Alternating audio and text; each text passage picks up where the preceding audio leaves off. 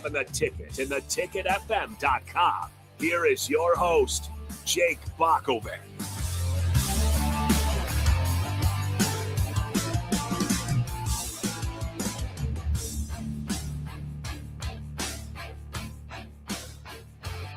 Yes, it is great to be with you here on a Sunday evening, talking some pro wrestling here on 93.7 The Ticket. This is Nuclear Heat. We do this every week from 9 to 10.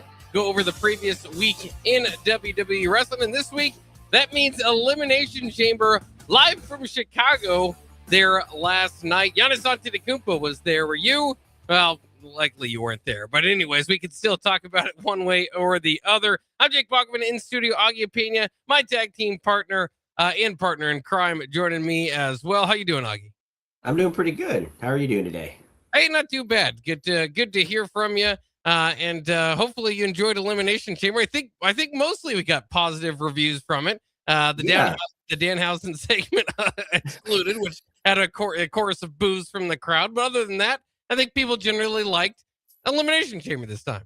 Yeah, it was good. It was a little bit shorter, right? It felt like it only four matches, I think, on the whole thing. But it's good. Just relax. Got to watch the whole thing. Watched it live, and I thought for the most part, they did a pretty good job with it. Yeah, and we will again. The results are out, so you guys can already know the results. We'll talk about it. We'll kind of get there and break down each match, but we know about the overarching themes and what came out of this, so we can kind of start from that as well. And you can join us 402-464-5685 if you want to text in. Let us know what your thoughts are.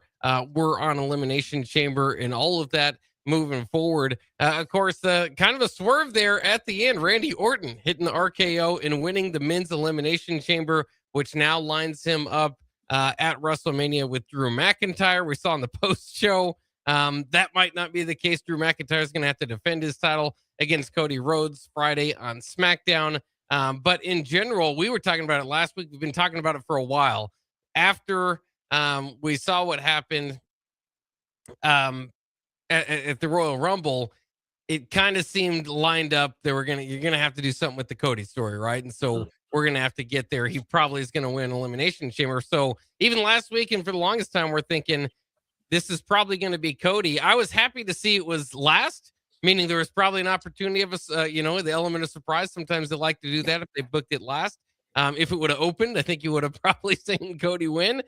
So ultimately, I think people are pretty happy. Now, myself, it's kind of funny. DP asked me a couple months ago about how I would book this or book that, and I always seem to fall back on Randy Orton. So I like Randy Orton. I like Rhea Ripley. I love Finn Balor getting his opportunity. So this was maybe a match that made a premium live event that particularly would be something that I like. But what were your thoughts on Randy Orton at this stage in his career, now getting a WrestleMania match for the grand prize here, in just a couple of weeks, months here?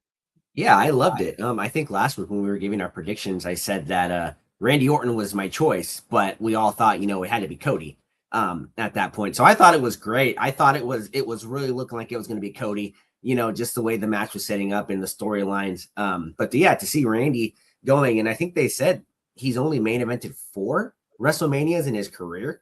That's crazy for someone that's going to, that's as accomplished as he is. But yeah, I thought it was great. I know a lot of people maybe didn't like all the extra shenanigans that we got with how Randy won, but I thought it was perfect. I thought it was a great buildup. You had the Masked Man, which everyone was tired of. You had 2 reveals of the Masked Man. So I thought that was fun. And then Drew McIntyre coming out to help Cody, I thought that was perfect. And then I think we got to give all the flowers to Randy right now because it's his moment. But I think the writing's on the wall that this is going to end up being somewhat of a triple threat or a fatal 4-way. At WrestleMania for that title, especially, since Drew McIntyre, like you said, they're going to face each other this Friday, but I think something else is going to happen. So they'll go from there. But yeah, I thought the main event was fun. Javon Evans, Trick Williams, they got to do, kind of showcase their stuff. And Randy Orton, I mean, it took him like 3 hours just to, walk the ramp, and just kind of get into his pod. So I thought that was really cool that they really put an emphasis on, their entrances and just giving the feel for that. But yeah, I'm excited because that means either Randy's going to probably, he took the advantage of a distracted Cody. So it'll either be, Randy might go down the heel road or we'll get a Cody heel road from this. Yeah, and that's the intriguing part. Like you said, I think more than likely you might get Cody and Jacob Fatu in a fatal 4-way here. Who knows? I mean, Sami Zayn seems to be somewhat involved in the story. Jey Uso was taken out. I don't know how many bodies they're going to get into this. You can't do too many, or does it kind of really hurts the win and what it means for Randy Orton here. But it still is, the story is untold for what it means going into WrestleMania. And I do think it has to be multiple guys here, because I think that the natural feud that everybody's been waiting for is Cody and in RKO, Randy Orton. So what they could do obviously is have Cody just win on Friday, and then there you go. You've got your champion, and Randy Orton still deserves a shot at WrestleMania, and you could create a great story out of that. And they could go that route, but the only reason I would say that they wouldn't is because what would all this Drew McIntyre stuff in the meantime have really been for? Maybe they didn't want to draw out a long-term Randy Orton, Cody Rhodes type of feud, but it's WWE. I mean, they love that stuff. That's one of the stories that you easily could draw out for the longest time and kind of have going back and forth. Or are they friends? Where's the turn? All that sort of stuff. So, it would be, I mean, I've seen transitional champions before, but to go around and attack everybody and then lose your belt before WrestleMania would be tough for Drew. And I've said it before. I love his work. I think he's incredibly entertaining, a great actor, very believable. And so I'm excited to see him get his opportunity as well, though I have been waiting and asking for this Cody and Randy Orton feud for some time. Yeah, and that's, they could do that, but like you said, Drew McIntyre, I think he's been doing a master class with, interfering with everything. He's just been too much, right? Too big of a story to just kind of be a sideline. So, as much as I would like the Cody Randy Orton storyline to happen, I think it will, but it's going to be part of like a triple threat or a fatal 4-way, because I do think Jacob Fatu also somehow gets in here for that setup. And I mean, I wasn't too sure about it, but the longer the storyline goes out, and now that Randy, won the Elimination Chamber, I think that's the way to go, and that bring you the most views, right? I think that'd be the best way to end that storyline there of the 4 of them. But I'm going to also say this: if they just have Cody win that, I think that'd be the biggest disappointment. I think, you either got to have at WrestleMania Randy getting 15 or, Jacob Fatu getting his first championship. I think it's got to be one of those to kind of really end this part of that storyline. Well, and it's something, of course, they're going to rely on quite a bit, but you do feel good if you're a Randy Orton fan, if you are counting those titles. Of course, as you mentioned, he is a 14-time winner. That's tied for third all time, along with Triple H. Ric Flair had 16 title reigns behind him, and John Cena, of course, the never seen 17 from this past year. So, Randy certainly can play any role in the roster that he needs to. And at times it's kind of been, okay, he's got an idea for a championship, but he's always a contender. You don't necessarily have to set anything up for him. This might mean at least more of a look into what it would mean to get to the 15th. If they're going to place emphasis on it, even if it doesn't happen here, maybe it's the start of something down the line for him. So certainly, I mean, he's got wild popularity. He could be a guy at the top. And I think that's what, Elimination Chamber kind of going from it. A lot of these stuff, especially when you look at the Royal Rumble, you're looking through storylines and what makes sense, what kind of connects everything. That's why, again, Cody was a very big favorite going into this one. But sometimes it's just nice to be like, yeah, they have the star power. We don't need 6 months of a build. We've got, a month and a half here to build something of a story. But with both Rhea Ripley and Randy Orton, that was kind of the case with their winners here. Yeah, for sure. They have time, and I think, like I said, for this, at least for this World Championship, the 50 days, or I think it's 50 days, right, that we have, or 49 or something like that we have until WrestleMania.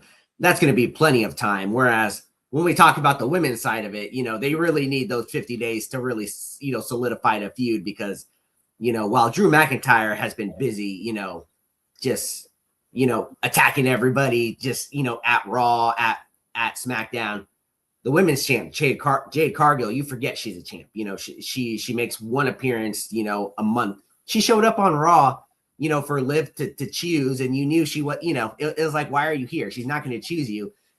Things like that. So, Rhea, and Jade can now have those 49 or 50 days that it is to really build a storyline there. Yeah, and we'll see. And again, with Rhea Ripley and Jade Cargill, you can just kind of put them both up on a poster. I mean, they've got the bodies for it. They look threatening, right? And similar with Randy Orton and Drew McIntyre. I agree. I mean, they'll probably put more of a story. That's going to be the challenge is getting a story around Jade Cargill that's interesting, right? She just hasn't really had it. They've given her the belt based on just her physique, basically. And so, now the next challenge as a wrestler, and certainly Rhea Ripley can kind of help put her over. But let's go back to the men's match before we get to the women's real quick. Is, as you mentioned, Seth Rollins ends up being the final masked man. There are a couple other masked men over the last couple of days that turned out we didn't know who they were. And I like how the commentary just doesn't they acknowledge it's just someone we don't know, and we're not really interested in finding out. We just don't know who that is. Whereas otherwise, I mean, in a real setting, you'd be like, we need to know who this guy is. Is he part of it? What's this all mean? And we'll find out into the future. But for the longest time, and obviously predictability can be good if it's the right call. Seth Rollins is the masked man, and that makes the most sense. Again, was he that guy all along? Or are they going to say he's just kind of hired some people around the way to get the job done? We'll see how they explain it, but it was Seth Rollins, or at least it looks like to be Seth Rollins' group of masked men that have been battling the Vision, which makes sense. But here we are now. It's Logan Paul. I mean, this whole week was interesting. Bronson Reed probably supposed to be that man after Braun Breaker was out due to injury. Obviously, this feud has the most heat with Braun Breaker. Okay, Bronson Reed can't work. Jey Uso's got to get in. Let's write Jey Uso off. Find a way for Logan Paul to get in. Now Logan Paul is the man that gets screwed by Seth Rollins. You just wonder how much further could this go. If Logan Paul gets hurt, are we going to see Rollins and Austin Theory at WrestleMania? Hopefully not. The Vision has certainly taken their bumps and bruises along the way, but this was the right call, and I think a good time to do it. It did add something to the event, kind of made it a little bit more exciting. Again, was the guess all along, but that doesn't make it any worse. And I think WWE television's always better here and there when Seth Rollins is healthy and ready to go. Oh yeah, for sure. And I love when the first masked man who nobody knew, Adam Pearce, was like, "Who are you?" Who are? And I thought that was great there. But yeah, I mean, when I messaged you on Monday, I was like, the Vision, man, there's got to be a curse. Bronson Reed, I think he tore his bicep or something like that. Yeah, and all these reports are coming out. That was his spot, where Logan Paul eliminated 3 of the contestants. That was supposed to be Bronson Reed. And it was supposed to be Bronson Reed versus Seth Rollins. So yeah, we got Logan Paul versus Seth Rollins, which I get, a lot of money. It's a match that sells, but Logan Paul has always kind of been like, he's not really the Vision, right? He's always kind of been the outsider that was brought in kind of to help with the name recognition. And now he's the guy that more than likely is going to get that WrestleMania match versus, or, if it's WrestleMania, that big feud match. That's fine. Like I said, it'll be a fun match. It's just unfortunately with, the 2 B-boys getting some serious injuries and being out, that's the way it's got to go there. But yeah, having Seth Rollins back is going to be great. And I'm really excited to see tomorrow, what they do. Cause wow, it had been 5 months since he had been out. That was a really fast 5 months there. And yeah, I'm curious to see if these two, cause I think they unmasked somebody on Friday as well, right? It was just another guy. So yeah. You're wondering because if Seth is going to go after the Vision, he's got to have some people. So interested to see where that goes. Well, and you would have thought, right? I mean, that's what kind of hurts the whole story again, is that it would have been this big obstacle to overcome for the top young men on the roster and spoil their plans and all that. Now it's like, it's not that big of a deal to take down Austin Theory and Logan Paul, but Paul Heyman's there, so they can try again.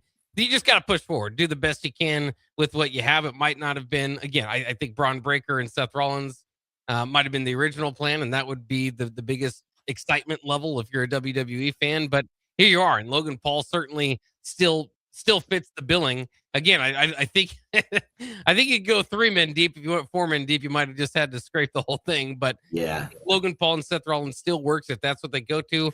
Maybe Reed or Breaker could get back for a surprise return of their own before WrestleMania to make it a little more interesting. But that was a good part, I think, of the men's match, and a big part of it. Of course, then there's the other thing, and this is with steel cage matches in general. I've talked about this over the years. Really hurts the steel cage match and just the idea of it. If you're talking to an alien or somebody that's not never watched wrestling, and you put a steel cage match up there and you say, yeah, you got to climb over the top or pin them, or you could just go to the side and ask them to open the door. And that's the part that hurts the steel cage match. I mean, I think they should scrap that. I know there's certain athletes that makes it more difficult. That's the whole excitement and reason why you would think it'd be hard for a big man to win a steel cage match, that sort of thing. The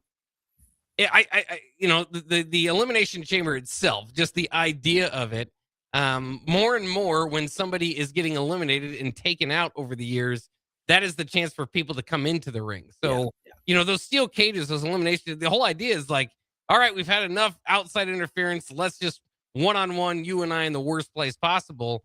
And here we had Seth Rollins do some interference. We had a guy we don't even know get some interference in. Drew McIntyre, of course, playing a big part in the end there. Does that bother you, or is that like, okay? Because I think overall it was good, but it's just like we talked about with Hell in the Cell over the years. Elimination Chamber isn't a blood feud or anything. It's just kind of like, well, it's here on the calendar, and so we got to do it. Yeah, I think it's fun to a point, right? I think the way they did it last night was cool. You had Seth Rollins return, and then of course, Drew McIntyre coming in. But yeah, you can really tell because they'll really focus in on the person that's eliminated, like they did with Trick Williams, and when they really pan on them, oh, someone's about to sneak in. But I can also see where that could be a bad thing on there. But I'm just okay. I'm just gonna come out and say it. I'm just happy Cody Rhodes didn't win. So whatever it took for him not to win the Elimination Chamber last night, and for Randy Orton to get it, I was okay with. I think for moments like these, it's totally fine. But if you have other moments, gosh, I can't think of them. But I know there have been times in the past where we're kind of like, really, or even the person that's eliminated, they come back in or some, they come back in and they do that. That's kind of like a thing with the Royal Rumble. I never understood how somebody who's not a part of the Royal Rumble or who's been eliminated can eliminate somebody in the Royal Rumble. It just doesn't make sense. But I guess it's there because, as we always say, the WWE, it's for everybody, but it's not for everybody, right? Because just some of the things they do just really don't make sense. And I think that's one of them. Yeah. And I know, I mean, there's talk around it this week, and it's just kind of like, what is Elimination Chamber's place? Because it is, I think, for mainstream wrestling fans, obviously look forward to it. It is a big part of WrestleMania, but just like wrestling casuals, I suppose, would check in on the Royal Rumble and then get ready for WrestleMania.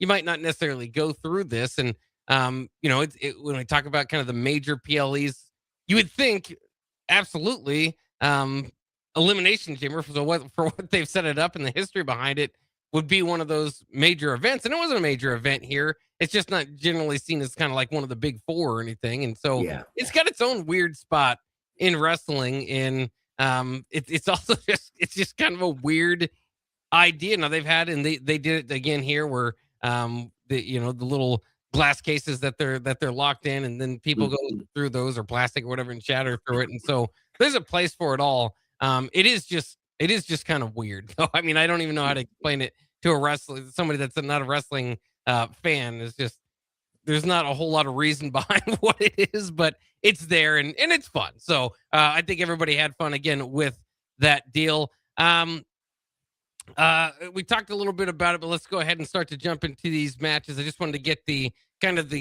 big story out of the way.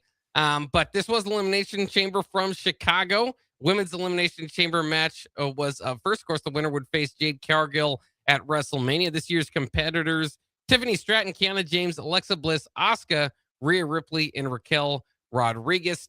Stratton and James started the match, and so that went on for a while. Alexa Bliss ended up delivering a twisted bliss from the top of one of the pods, which is a customary. You got to get somebody jumping off the top of the pod. So it was Alexa Bliss here. Didn't last long, as sometimes you get momentum in these matches early. Means you're going to be eliminated soon. Bliss was by the Empress of Tomorrow. Asuka blinded her with the blue mist. I'm always saying let's hold off on the mist more often than not. They hadn't used it for a while, so I think it was fine here, I guess. But I really would prefer it if it kind of propels Asuka over. Not necessarily needed here, but again, when you're going to put on a premium live event like this, you can have some surprises, some fun, and that's good professional wrestling along the way. So Bless was eliminated. Keanu James actually got the elimination after the mist. And then came to a point in the match where Raquel Rodriguez got in and just started obliterating everybody. And it was exciting. She's the biggest among the competitors there. And she even stacked up Asuka and Keanu James to eliminate both of them.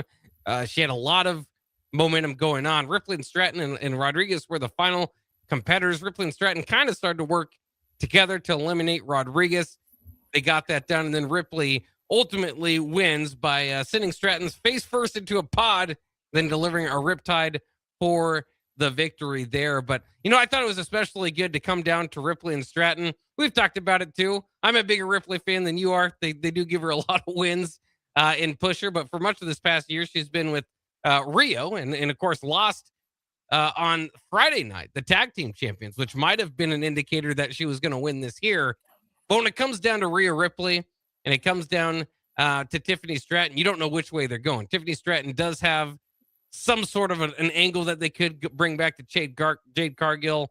Rhea Ripley doesn't have too much of one, and so they're going to have to start something fresh. But it made it for an exciting finish, and you didn't know which one of those two stars. Remember, Tiffany Stratton, they put a rocket, stretched a rocket to in the last couple of years, even went almost a whole calendar year without winnings or without losing.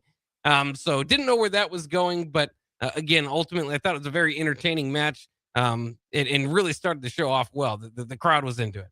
Oh yeah, for sure. And Raquel Rodriguez, she was my pick to win, but man, just watching what she could do, I think after this, you really got to start, after WrestleMania, with the whole Liv and Stephanie Vaquera, I think, you got to push that program there, that feud to see kind of what you have with her, because she's just a powerhouse that delivers. And yeah, I thought this was a fun, a really fun match, and, they did a good job, a good use of it. I'm really glad, hate to say it, but I am glad that Rhea won over Tiffany Stratton, because I didn't want a rematch, right? I didn't want it to be a Jade Cargill versus Tiffany Stratton, even though, I don't think Tiffany ever got her rematch for losing to Jade Cargill. So it would have made sense there, but it's something we've seen. And, I think this is more of an issue of they really needed Rhea Ripley to be the one to go against Jade Cargill, just because Jade Cargill has done nothing with that championship. She's defended it once. Has she even defended it? I think against Jordan Grace. Yep. Yeah. They did like a really quick promo, but she's had that for like 100 days or something already. And she's defended it one time. So, I think it really comes down to that. But yeah, I thought it was a really fun match. All six of them did a phenomenal job. I didn't think there was one that, didn't deserve it. So, even Kiana James, she's really showing that she needs to stop being the bodyguard for Julia, because she has something going for her and they need to go with that. So I thought this was a really fun way to start it. And it got all of our expectations high, because, and especially that Tahana bomb, like you said, where she eliminated both Asuka and Kiana James from Raquel Rodriguez. I thought that was the moment of, it could have been the moment if she would have got the full Tahana bomb on there. But, could have been the moment of the whole entire evening on there. But yeah, I thought it was fun. And now we'll get to see, Rhea Ripley on Friday nights. Well, now I have to see too. The other thing is, I don't know if Rhea Ripley is either extremely really good at selling back injuries, or she's actually hurt out there. She had a couple tough landings, and it's tough to tell because it's weird, the things that you can kind of grade out over wrestling. She sells really well on her injuries. I mean, her pain, that she puts on her face and just can kind of contort her body looks really believable. But to the point of like with a bad landing, you're like, I don't know if that's actually going to be a problem or not moving forward, but I haven't heard anything out of it. Well, yeah, it was like in the Royal Rumble, right? When Raquel eliminated her, she landed on her spine and she was like, I thought she was hurting her. But yeah, you're right. And now I remember, she had a spot like that last night too, where she just like twirled and was yelling. And I was like, but yeah, she's mastered it. I don't, acting classes or something, but she did a really good job of that one. Yeah, she does good selling. So now it is weird. Like you said, almost right in Rhea Ripley to come save the women's championship match here at WrestleMania, because they didn't build her, as I was saying, up this past year kind of in their single star. They used her single star to kind of rub off on Io Sky here. And that's the question is, I don't know what's next for Io Sky. I don't know if it breaks up Rio. Certainly it seems to. They might have more tag team matches coming up, not necessarily as Rio, but they're on SmackDown, because that's a fun division right now, but you might eliminate those two. So we'll see. Maybe something in the future there. I thought Rodriguez, we mentioned it, Rodriguez, Stratton, and James, I thought all got over without going over, didn't win, but seemed like more of a stars coming out of the chamber. And then, specifically for Asuka in Bliss, might have started something there. We'll probably see the Kabuki Warriors against Bliss and Charlotte. So, maybe a job well done there too, as far as progressing the story. All right, let's go ahead and take a quick break. We've got a few more things to talk about from Elimination Chamber. We'll dive deeper into the men's match. We also have AJ Lee in her first singles match in over a decade for the championship, Intercontinental Championship, against Becky Lynch. And then WWE finally listened to us here on Nuclear Heat and gave Finn Balor a spotlight here on our PLE. How did he do against CM Punk? We will get to that as well. Coming next year on Nuclear Heat on 93.7 The Ticket. Rick Heyman here from Starter Heyman Jewelers. I want to personally thank our great customers for voting us once again the best of Lincoln. At the same time, we're celebrating our 120th year in business in the great state of Nebraska. You can count on Starter Heyman for the very best quality, value, and customer service. When it comes to your jewelry needs, visit us at South Point, Grand Island, and the Outlet in downtown Lincoln. Visit us today at starterheyman.com, and thank you for your continued trust after all these years. Want to make the easy call? Call John Henry's. From leaky pipes to a broken AC, flickering lights to furnace fights, even drains and duct cleaning, we've got it handled. Plumbing, heating, air, and electrical, all under one trusted roof. Proudly serving homes across Lincoln, Omaha, and surrounding areas, and ready 24/7. Visit calljh.com or call John Henry's. 435-5555. John Henry's Plumbing, Heating and Air, and Electrical. Have you heard about Advanced Medical Imaging Surgery Center? Located at 7555 Pioneers Boulevard, Advanced Medical Imaging Surgery Center offers compassionate, patient-focused care and provides outpatient surgery services, making it possible to have non-emergency surgery and return home the same day. Advanced Medical Imaging Surgery Center specializes in cardiology, vascular radiology, orthopedics, pain management, and much, much more. Give them a call today at 402-261-1085 or online at amimaging.com. Gentlemen, are you ready for something beyond the ordinary haircut? At Scissors and Scotch Lincoln, they blend your old school barber feel with your favorite watering hole. Sink into a comfy chair, unwind with a complimentary drink, and let their master barbers handle the rest. It's not just grooming, it's an experience. Whether you're prepping for a big meeting, needing to get cleaned up before family comes to town, or just need a little time to yourself, Scissors and Scotch Lincoln delivers sharp style every time. Book now at Scissors and Scotch in Lincoln, just south of 30th and Yankee Hill Road. It's basketball season, and Salt Mine City is your pregame and postgame headquarters in the Haymarket for craft beers and great food. Get ready for the game with their big, fatty 7-ounce hamburger or try a Reuben sandwich served on Blackstone rye bread. And don't forget their beef or chicken nachos with guacamole, sour cream, jalapenos, and more. Wash it down with one of their 12 beers on tap, including the popular Single Axle Light American Lager. Salt Mine City, your basketball headquarters, now open at 2 p.m. Monday through Thursday and 11 a.m. Friday through Sunday at 8th and R. Hey there, this is Paul Scheel, owner of High Electric. I want to thank our friends and loyal customers and introduce High Electric to those looking for a new electrician. We've been serving the Lincoln and Omaha area for over 30 years, from design to install, upgrades, and repair. If you are a homeowner or a small business needing some electrical work, call us at 402-466-6606 or check us out at hyelectric.com. We look forward to hearing from you. When it comes to concrete, Stevens & Smith Construction doesn't stall. They go for the takedown. As Nebraska's full-service concrete contractor, they stay in bounds, hold inside position, and never forfeit quality. Whether it's foundations, flatwork, or concrete coatings, they elevate performance and pin down results that win every time.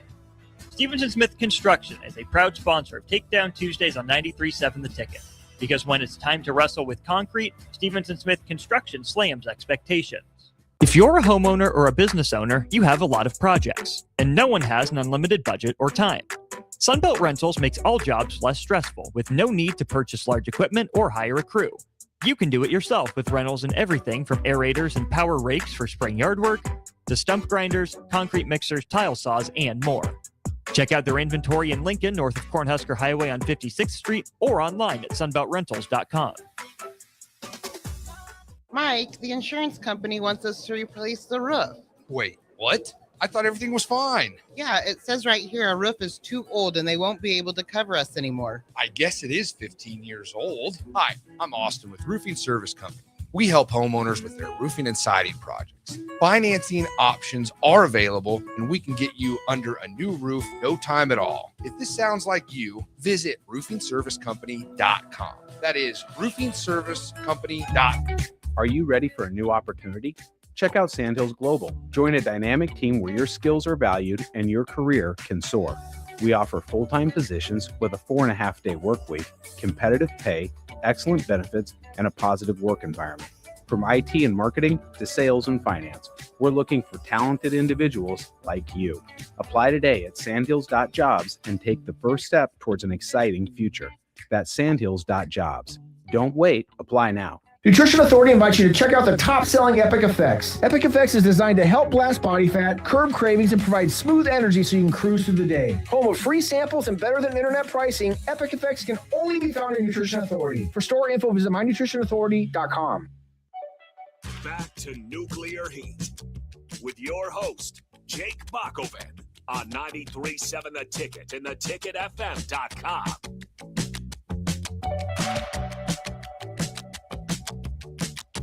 We are back here on Nuclear Heat on 93.7 The Ticket, looking at Elimination Chamber from this last Saturday night, what it means for WWE moving forward as we inch closer to WrestleMania season, which, of course, will be coming up here about April 18th is day one. We just went through the Women's Elimination Chambers match. We've got to get to the Intercontinental Championship match between AJ Lee and her first singles match in over a decade against Becky Lynch here. Of course, it would be with the Intercontinental Championship on the line. Referee Jessica Carr somehow keeps drawing these matches here with Becky Lynch, despite Becky Lynch not necessarily liking Jessica Carr to be in them.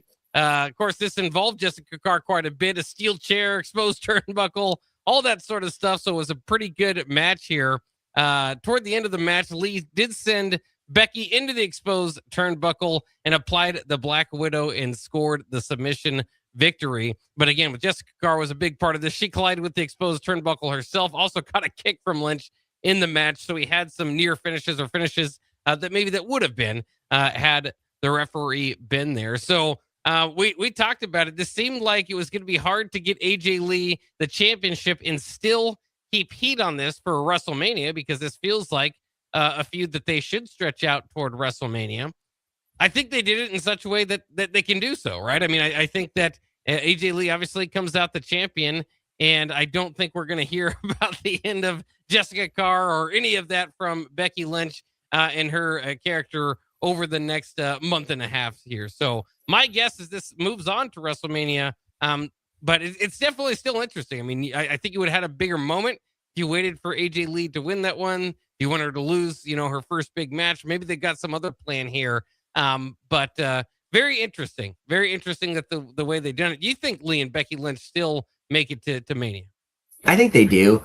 Just like you said, with all the extra stuff that happened, the only confusing part to me is, so, when Jessica Carr was down, Becky Lynch tapped, without being seen. So I feel like when that happened, I thought AJ was going to lose, and then, we could go through here and there's legitimate chances. But now, I mean, you can say, Becky kind of got, did over because of, the exposed turnbuckle. Jessica Carr stopped her from using it, things like that. But I feel like that would have been the moment where, okay, AJ loses, and you go from here.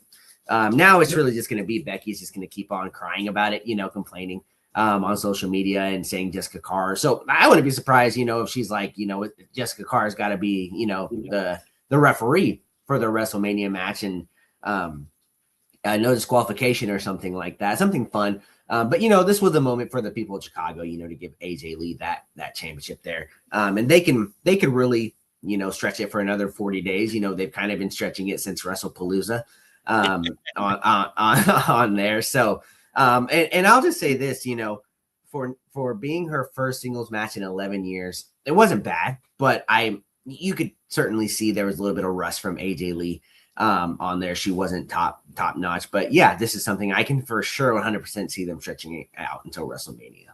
And it's interesting too, because they did do, this was all about like CM Punk returning home to Chicago and obviously married to AJ Lee. So this is her adopted hometown, supposedly. But it was just kind of funny because they were saying that was part of the storyline. And then when they make the introductions, they're like, from New Jersey, it's AJ. Yeah. Like, I get it. Maybe she's not technically from there, but if you're trying to get that was part of the whole sell of this whole thing. Is was in front of the home crowd. So I thought maybe a minor miss there, but they wanted to be technical about it. No, yeah, and I also thought that was the set. So I don't know if that was a mess up there, but when the announcer called Javon Evans, I don't know if you caught that too, but yeah, that was a miss there. They were really going for the whole CM Punk AJ Lee thing. At the end when CM Punk won, I think AJ Lee came out right, and they both celebrated together, things like that. So. Selling it for the whole Chicago fan base there. Yeah, and of course the Chicago-ness was very heavy when CM Punk made his way to the ring, so we can get to that now. The World Heavyweight Championship between CM Punk and Finn Balor. Punk's entrance was Chicago Bulls Serious by the Alan Parsons Project, which of course was iconic for the Bulls back in the day with Michael Jordan and even the Nebraska Huskers here. We like to remember it for Husker football here in Lincoln, but it was definitely synonymous with the Chicago Bulls of the 90s. So a very cool way to get as much home appeal as you could doing that. And then I thought the psychology of the match was really good. Of course, this was a long shot for Finn Balor. I mean, the whole kind of build for it was that CM Punk was risking his opportunity against Roman Reigns, yet we kind of all knew. And it's interesting. I mean, you and I, again, are big Finn Balor fans and feel like he should be getting more of a push. Was put in this championship opportunity without much of a chance to win. I mean, it would have been the wrong decision, right? I mean, creatively, even as Finn Balor fans, you can see it. So he didn't have much of a chance to win this. So through that psychology, they had him dominate most of the match. He was actually doing quite well against Punk for a long time. He even hit a coup de grace. Another attempt at a coup de grace failed as Punk was able to get him into a sharpshooter. The match continued from there. Finn Balor was able even to hit a drop kick through the barricade. So again, he was just the physicality of this match seemed to be going into Finn Balor's hands. But ultimately, the best in the world gets it done with the GTS, go to sleep, and cashes in his ticket against Roman Reigns here at WrestleMania. No surprise. I mean, maybe the most interesting part was after all of this, remember CM Punk originally approached Finn Balor, trying to tell him to leave the Judgment Day, all that sort of stuff. They shook hands after all of this. Those Finn Balor's had a surprise attack here and there, but he did hold off the rest of Judgment Day previously in televised matches or appearances, I should say, leading up to this. And then, of course, there was no Judgment Day funny business in this. So kind of makes sense in that realm. But it's interesting to see what they do with Finn Balor next. We talked about it. Potentially a match with maybe JD McDonough and Dom Mysterio, but maybe the breakup for the Judgment Day does come here and Finn Balor comes out of face of all this. Yeah, they could. They have a lot of ways. They kind of been telling that Judgment Day storyline breakup for a year now, maybe 2 years. I don't even know how long it's been. It just feels like it's been forever where we just go with that. And now that he's outside of that title picture, in WrestleMania coming up, Rey Mysterio with that Intercontinental Championship doesn't really have anything going on. So that could be kind of something fun that they worked there. But yeah, I think this was a good showing for Finn Balor. It shows, he can, even in Chicago, he still got a huge pop. Even though he was going against CM Punk in Chicago there. And yeah, he dominated and looked great. Obviously they're not gonna not have CM Punk versus Roman Reigns as a main event for WrestleMania. That right there just sells, that could just right there sell out the show, right? On its own. So, that was fun and that's going to be a good time there. But yeah, as for Finn, I think that's, they have to do it, right? I mean, the Judgment Day, you barely see them anymore. When you do, they're fighting or they're telling each other, Dominic is telling Finn to stop going after the titles, things like that. You got to think that's where they're going, because ever since like the whole Damian Priest, Finn Balor, how that paid off and wasn't great.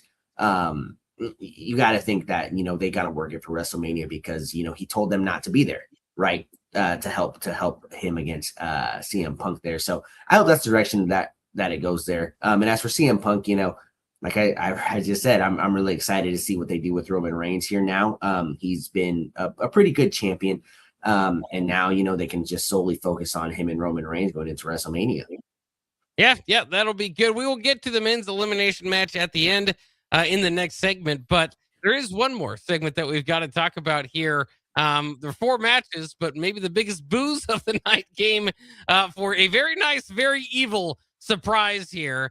As weeks of speculation, what was in the mystery crate, what was going to be in the mystery box, and it ended up being Danhausen and several companions, female companions that put on some makeup and did some dancing with him. He didn't say anything. He came out, danced his way kind of out to the ring, gave Michael Cole a jar of teeth, and then put a curse on the WWE Universe, I suppose.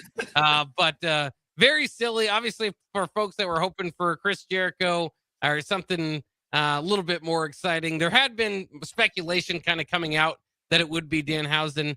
And again, it's interesting. You do this box angle mostly with kind of the GMs more often than not, and anybody that did touch the box or was involved. I mean, you had Johnny Gargano laying on top of it. This always had a lot of mid-card touch to it, right? Yeah. But you're at least hoping for something a little bit more exciting. And then when it comes out, Danhausen, listen, I'll give the guy a shot. I don't know much about him. Other than, just kind of the little bit of the silliness that I've seen from his time in AEW and the Indies and all that.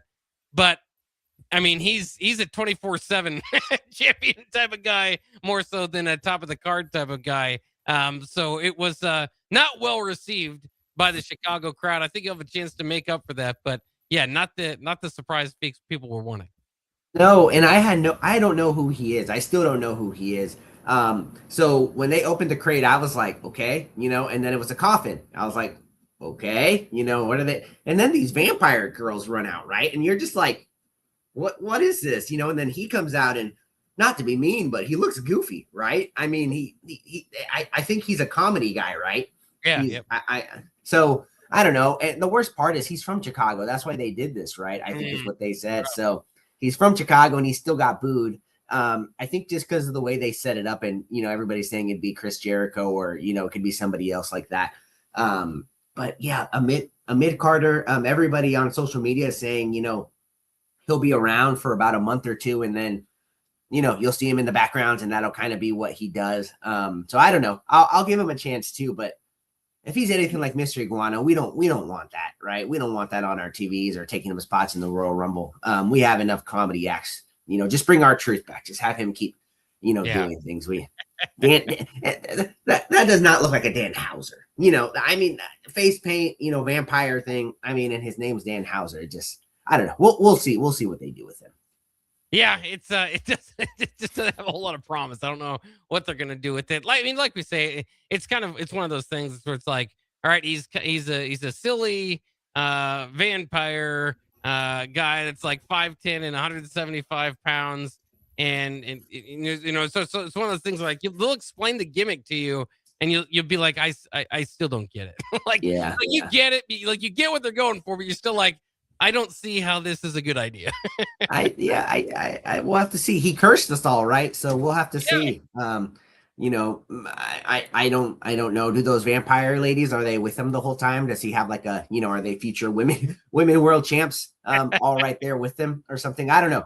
They're gonna have to do something with him, to get him over, because man, that debut, that goes down with the likes of like Vader, coming through and the wall and getting unmasked right away because he fell. It's got to be a top 3 most disappointing debuts right there. I mean, people were comparing it to the gobbledygooker, who was a chicken that hatched out of I think a turkey, that hatched out of an egg. I think in like 1990. like one of the worst of all time. So again, we'll see. Maybe they've got something. It's a comedy bit, so I don't know how far they'll go with it. But yeah, not Chris Jericho. That's for sure. Let's go ahead and take a quick break. When we come back, we will finish out talking about a little bit what happened on SmackDown and Raw, but mostly the men's elimination chamber. We've got to get to the final details there when we come back here on 93.7 The Ticket. Want to make the easy call? Call John Henry's. From leaky pipes to a broken AC, flickering lights to furnace fights, even drains and duct cleaning, we've got it handled. Plumbing, heating, air, and electrical, all under one roof. Proudly serving homes across Lincoln, Omaha, and surrounding areas, and ready 24/7. Visit calljh.com or call John Henry's. 435-5555. John Henry's Plumbing, Heating and Air. And electrical. Mike, the insurance company wants us to replace the roof. Wait, what? I thought everything was fine. Yeah, it says right here our roof is too old and they won't be able to cover us anymore. I guess it is 15 years old. Hi, I'm Austin with Roofing Service Company. We help homeowners with their roofing and siding projects. Financing options are available, and we can get you under a new roof no time at all. If this sounds like you, visit roofingservicecompany.com. That is roofingservicecompany.com. When it comes to concrete, Stevens & Smith Construction doesn't stall. They go for the takedown. As Nebraska's full-service concrete contractor, they stay in bounds, hold inside position, and never forfeit quality. Whether it's foundations, flatwork, or concrete coatings, they elevate performance and pin down results that win every time. Stevens & Smith Construction is a proud sponsor of Takedown Tuesdays on 93.7 The Ticket. Because when it's time to wrestle with concrete, Stevens & Smith Construction slams expectations.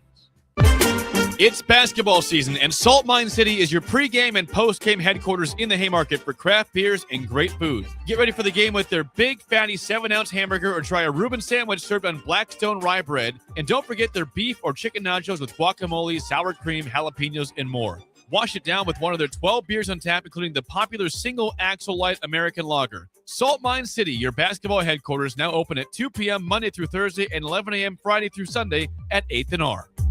Are you tired of living in pain? At Prairie Orthopedic and Plastic Surgery, they make it simple. From head to toe, spine to extremities, they've got you covered. Their multi-specialty team of experts in orthopedic surgery, plastic surgery, podiatry, physical therapy, and occupational therapy all work under one roof to get you back to living life pain-free. Don't wait another day. Visit prairie-ortho.com today or call them at 402-489-4700. Prairie Orthopedic and Plastic Surgery, where healing begins. Are you looking for something different for lunch or dinner in Lincoln? Big 8 is now open at 1226 P Street, serving seafood boils and Asian cuisine. Get your hands messy with fresh, flavorful seafood boils, hot, cold, and made to share. Or enjoy classic Chinese and Asian dishes, perfect for lunch, dinner, or a night out with friends and family. Big flavors, generous portions, and a brand new dining experience. Big 8, now open in Lincoln. Are you ready for a new opportunity? Check out Sandhills Global. Join a dynamic team where your skills are valued and your career can soar. We offer full-time positions with a 4.5-day work week, competitive pay, excellent benefits, and a positive work environment. From IT and marketing to sales and finance, we're looking for talented individuals like you. Apply today at sandhills.jobs and take the first step towards an exciting future. That's sandhills.jobs. Don't wait. Apply now. Hey there, this is Paul Scheel, owner of High Electric. I want to thank our friends and loyal customers and introduce High Electric to those looking for a new electrician. We've been serving the Lincoln and Omaha area for over 30 years, from design to install, upgrades, and repair. If you are a homeowner or a small business needing some electrical work, call us at 402-466-6606 or check us out at hyelectric.com. We look forward to hearing from you. Back to Nuclear Heat with your host, Jake Bakoven, on 93.7 The Ticket and theticketfm.com.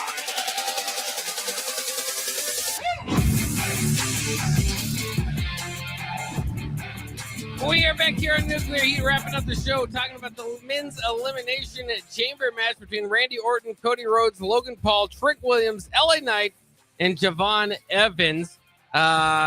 Maverick, Logan Paul, we mentioned earlier during this show, eliminated Trick Williams, Javon Evans, and LA Knight. So we've got 3 eliminations setting up for Seth Rollins to go in and stomp him and cause him to get eliminated as the masked man. Again, Drew McIntyre also entered the fray, went after Cody Rhodes.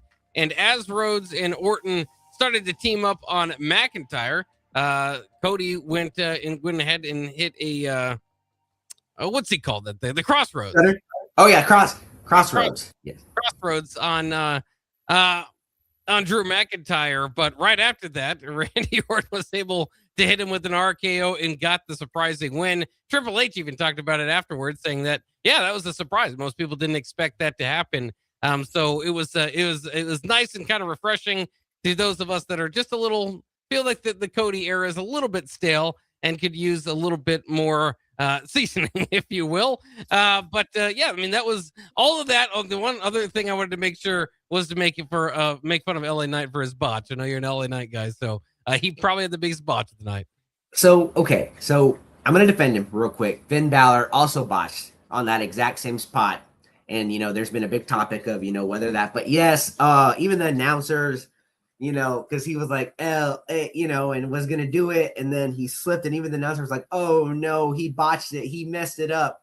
They're like, that could have been the biggest moment. I'm just like, and I'm thinking of that documentary, or whatever, the behind the scenes. And I'm man, he's probably going to get yelled at, because that was his big moment. And people are like, there's no wonder, he never gets pushed. And I'm just like, even Randy Orton, if you pan in, Randy Orton kind of smiles because he knows that was a botch. And I'm just like, man, that's such a hard moment right there.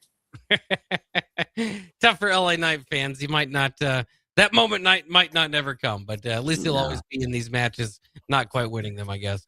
We'll have to wait and see. But again, now Randy Orton moving on, and he's got a WrestleMania match for the championship ready.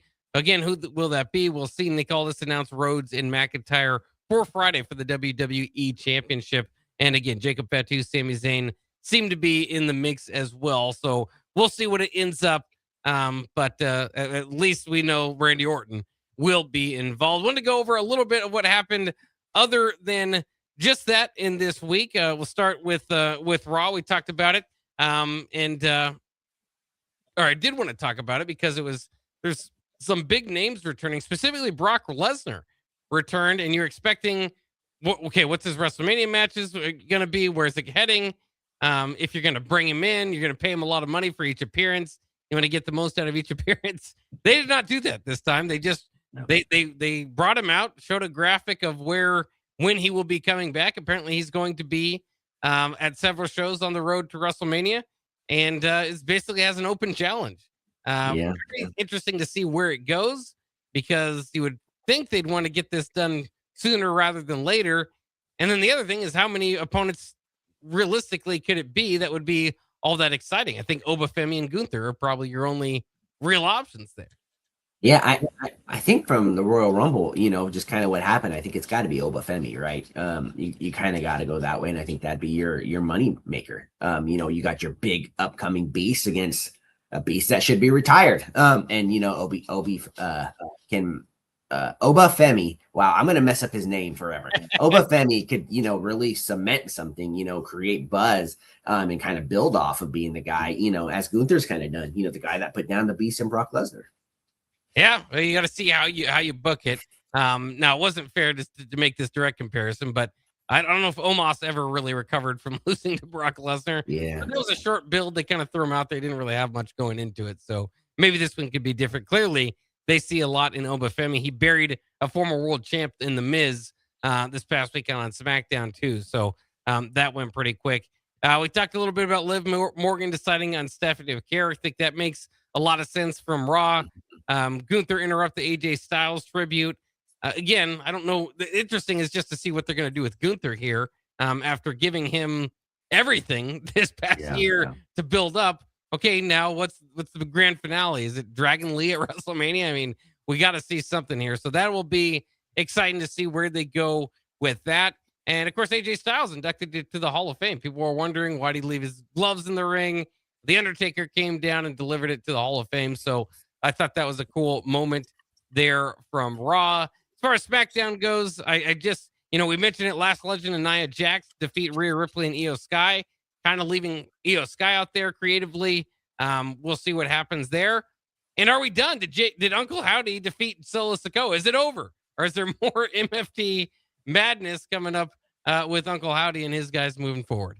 Well, I think there's more madness because wasn't there an attack after the match too?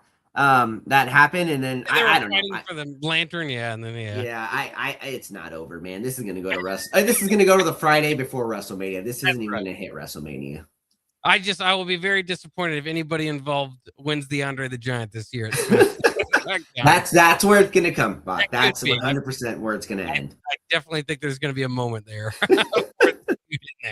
But we'll see. That'll wrap it up for Nuclear Heat this week. We had a lot of fun. And as I always say, too, some of the best weeks in wrestling are right after the premium live events where we can see what kind of direction they're going to go here for the next month and a half as they build to WrestleMania. So definitely tune in this week and come back next week as we talk about it here on Nuclear Heat. Thanks again, Augie, for staying up with me and talking some wrestling. Yeah, of course. It was always a fun time and excited to do it again next week. All right, we'll look forward to it. That'll wrap it up for the ticket all together tonight. We'll be back with you bright and early tomorrow morning.